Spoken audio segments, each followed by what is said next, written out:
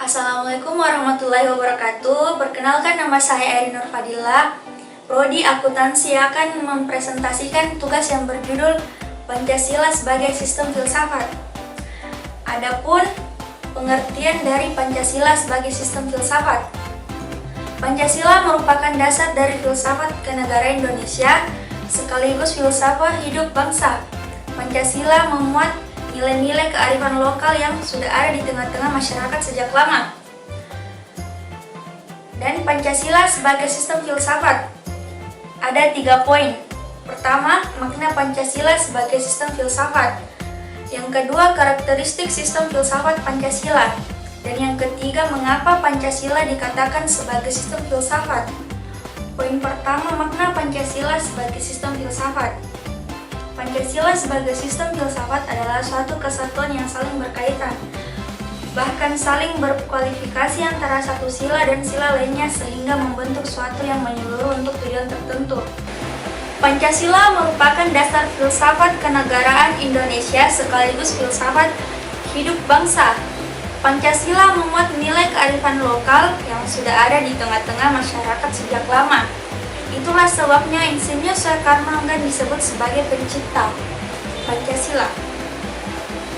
Dengan demikian, apa yang dilakukan Bung Karno beserta para pendiri bangsa bukanlah membuat Pancasila, namun mereka hanya memperjelas nilai-nilai hidup yang bersifat implisit untuk dituangkan menjadi sesuatu yang lebih konkret. Makna Pancasila sebagai filsafat. Sebelum membahas lebih jauh mengenai filsafat Pancasila, penting untuk mengetahui lebih dulu apa yang dimaksud filsafat. Mengutip buku Pendidikan Pancasila Kewarganegaraan oleh Edi Rohani, filsafat bisa diartikan sebagai pandangan hidup seseorang atau kelompok yang merupakan konsep dasar dari kehidupan yang dicita-citakan. Sedangkan sistem menurut Sri Rahayu dalam Pendidikan Pancasila Kewarganegaraan umumnya memiliki ciri-ciri. Pertama, suatu kesatuan bagian-bagian. Dan yang kedua, saling berhubungan, saling ketergantungan. Dan yang ketiga, kesemuanya dimaksudkan untuk mencapai suatu tujuan bersama. Dan yang keempat, terjadi dalam suatu lingkungan yang kompleks.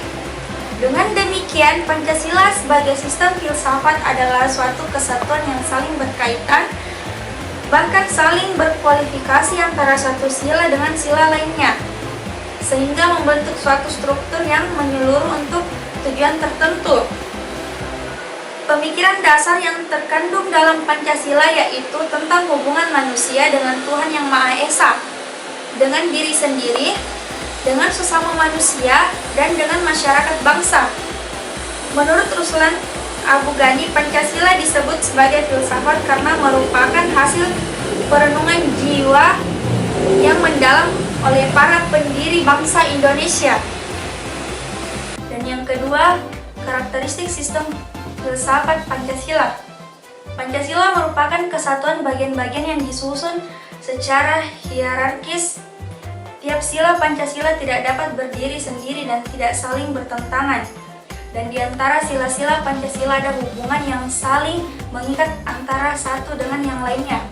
Mengutip Pancasila sebagai sistem filsafat oleh Rowland, karakteristik sistem filsafat Pancasila yaitu: yang pertama, Pancasila merupakan kesatuan bagian-bagian yang disusun secara hierarkis. Dan yang kedua, tiap sila Pancasila tidak dapat berdiri sendiri dan tidak saling bertentangan. Dan yang ketiga, di antara sila-sila Pancasila ada hubungan yang saling mengikat antara satu dengan yang lainnya, sehingga Pancasila merupakan satu kesatuan yang bulat dapat digambarkan sebagai berikut. Yang pertama, sila 1 meliputi, mendasari, dan menjiwai sila 2, 3, 4, dan 5. Dan yang kedua, sila kedua diliputi, didasari, dan dijiwai sila 1 serta mendasari dan menjiwai sila 3, 4, dan 5. Sila ketiga diliputi, didasari, dan dijiwai sila 1, 2, serta mendasari dan menjiwai sila 4 dan 5. Sila 4 diliputi dan didasari dan dijiwai sila 1, 2, dan 3 serta mendasari dan menjiwai sila kelima. Sila kelima diliputi, didasari, dan dijiwai sila 1, 2, 3, dan 4. Dan yang ketiga, mengapa Pancasila dikatakan sebagai sistem filsafat? Pancasila merupakan sistem filsafat karena memenuhi ciri-ciri berpikir. Kefilsafatan yaitu, pertama, bersifat koheren, yang kedua bersifat menyeluruh, dan yang ketiga bersifat mendasar, dan yang keempat bersifat spekulatif. Melansir laman Gunadarma, Pancasila merupakan sistem filsafat karena memenuhi ciri-ciri berpikir kefilsafatan yaitu, pertama, bersifat koheren, berhubungan satu sama lain dan tidak mengandung pernyataan yang saling bertentangan. Meskipun berbeda tetap saling melengkapi dan tiap bagian mempunyai fungsi dan kedudukan tersendiri. Dan yang kedua, bersifat menyeluruh. Pancasila dapat mewadahi semua kehidupan dan dinamika masyarakat di Indonesia. Dan yang ketiga, bersifat mendasar.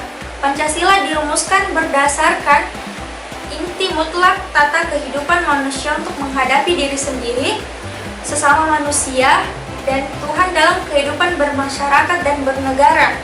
Dan yang ketiga, bersifat spekulatif. Pancasila sebagai dasar negara pada mulanya merupakan buah pikir dari tokoh-tokoh kenegaraan yang kemudian dibuktikan kebenarannya melalui rangkaian diskusi dan dialog panjang dalam sidang BPU, PKI, dan PPKI.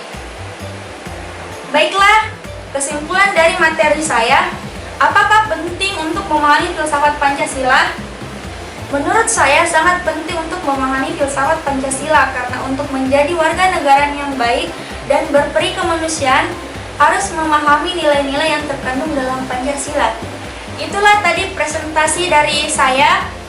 Kurang dan lebih mohon dimaafkan. Sekian dan terima kasih. Assalamualaikum warahmatullahi wabarakatuh.